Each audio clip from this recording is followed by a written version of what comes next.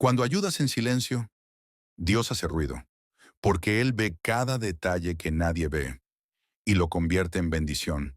Y si hoy estás pasando por un momento difícil, escucha bien, no todo será así para siempre.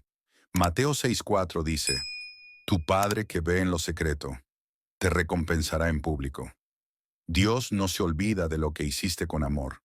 Él no deja sin cosecha a quien siembra con fe.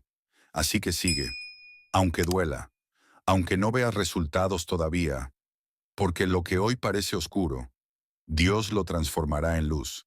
Si esta palabra te habló, declara aquí en los comentarios. Dios está obrando en mi proceso y comparte este mensaje para que más personas reciban esperanza.